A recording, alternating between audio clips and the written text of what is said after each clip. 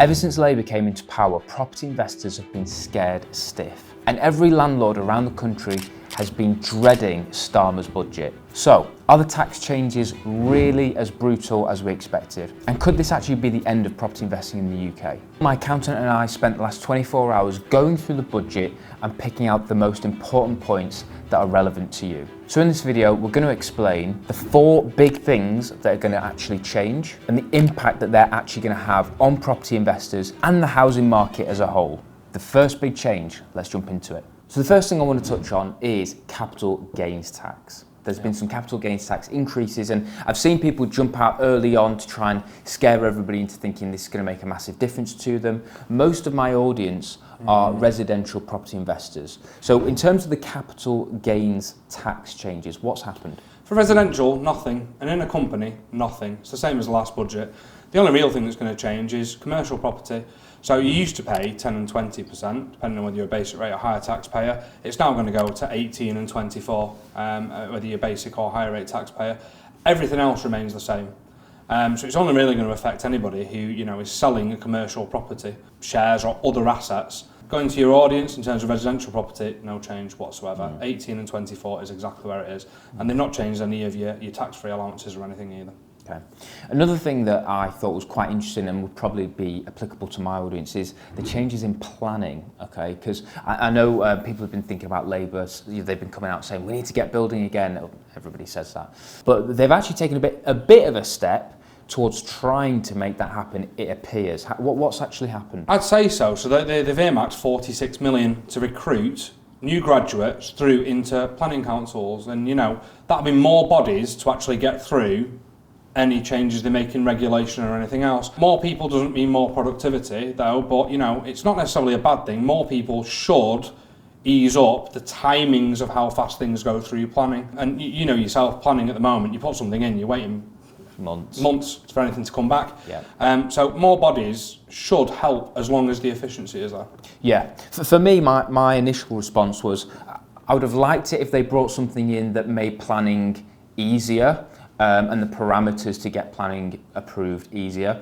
But I suppose this is at least a positive step in the right direction. It means that, as you say, more bodies on the ground means that as we're going through planning, we're taking properties through planning. I've been waiting months for some planning decisions. Hopefully, this means that we'll start to see that time frame shrink. Fingers crossed. The next thing that has changed is changes in estate planning. This is for people who are thinking about pensions, and the thing I wanted to touch on is the changes in people who want to invest in property through their pension or leveraging their pension. What's happened there? So pensions have been, traditionally, they've always been outside of the scope, as far as long as I've been an accountant. They've been outside the scope of inheritance tax. In this budget, they've actually said that pensions are going to be brought back into inheritance tax. I've not read the full white paper on it or how they're going to make the changes, but anybody who uses a SAS pension as a vehicle for doing any form of property, loaning for redevelopment, just needs to be aware that when it comes to estate planning, they probably need to speak to the right person and find out whether they are affected or whether they're not. It's going to be a big change if you're using it for estate planning purposes, your SAS and your SIPs, and using your pension for property. Definitely get in touch with your financial advisor, I'd say. Yeah.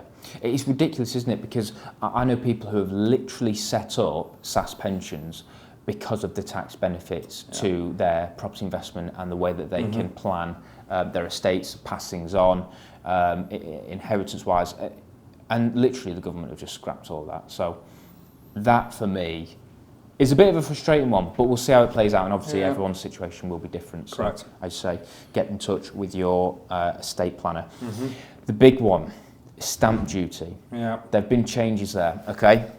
And I suppose the biggest changes, to summarise, would be that stamp duty interest rates for additional properties, or people like myself who, you're buying properties in a limited company for investment purposes, the rates are going up, but also the banding is changing so that you're getting taxed earlier on.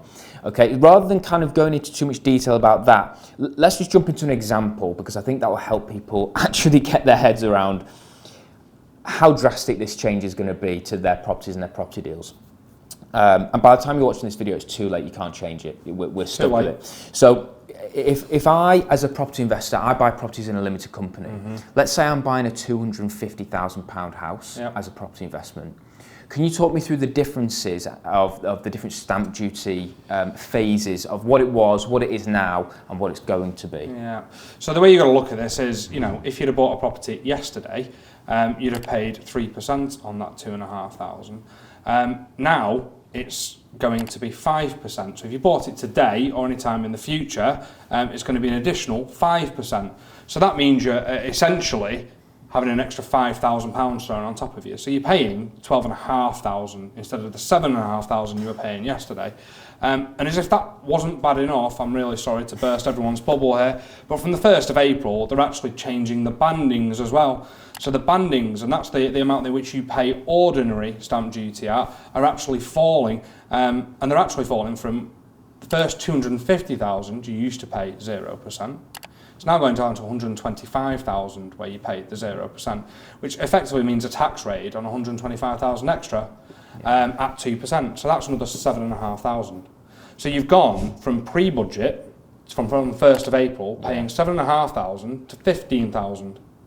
7.5, 12.5, 15. Yeah. So you're basically paying double the stamp duty. Yeah, come April 25. Come April 25. On a £250,000 house, we're paying double the stamp duty. That's it. And in terms of the stamp duty changes, a lot of people will be asking the question, does this affect me? Will this affect me?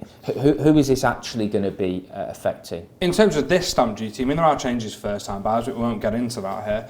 It's anybody who's buying an additional property in their own name, or anybody who's buying another property in a limited company, and they're the two places where this legislation is really going to kick in effect. Yeah. So if you're investing in property through a limited company, or if you're even just buying a second home, you're going to be impacted. Definitely. Okay. After speaking with Nathan, I think the main thing for me, and that I think most of you will be worried about, is the stamp duty changes. And when I think about the effects on a more mass scale, I think about how I reacted and I responded when I first heard about the stamp duty changes. And I've got about 4 or 5 properties that I'm hoping to complete on in the next month or two. My immediate thought was, can we get any of them over the line before this came into play? But now that's too late. My second response is, how can I compensate for the increase in stamp duty? And the reality is, the only way you can, decreasing the price. So I'm going to have to go back to some of our properties and some of our sellers and try to renegotiate or come up with some sort of a middle ground to actually compensate for the additional costs. And personally, I find it ridiculous that Labour talk about the fact that they're out for the working people, when the reality is, by bumping up stamp duty rates, people are just going to have to renegotiate properties because they're not going to be able to buy them with the additional stamp duty. Suddenly, your property deals might not stack. And, you know, whilst this isn't ideal and there is going to be some renegotiation going on, as this sort of settles and simmers, my thought is, for you as someone who's wanting to invest in UK property, my big piece of advice is just making sure that we're running our numbers and making sure it stacks. It's the same as it was before. The only difference is the figures change slightly. I'm still going to be investing in property. I'm still going to be doing deals. I've just got to make sure the deal stacks. Also, I'm going to be updating my property deal calculator, which you can access in the property investment playbook. The link will be in the description, so that it actually adapts to the new stamp duty changes. And also, if you actually want to speak to Nathan to find out your personal situation, how your personal situation will change based on these tax changes, then you can get in touch with him. Both links of those will be in the description below. So to summarise, no, property investing isn't dead. Yes, the Labour government and Starmer's budget is making it more difficult for us to invest in property. But property is still an amazing investment, unless you buy a house in the wrong city. We've been running numbers on different cities across the UK, and we've worked out the 5 places that you absolutely have to avoid buying property in the UK. So check out this next video to find out where those locations are so that you can avoid doing a dodgy deal.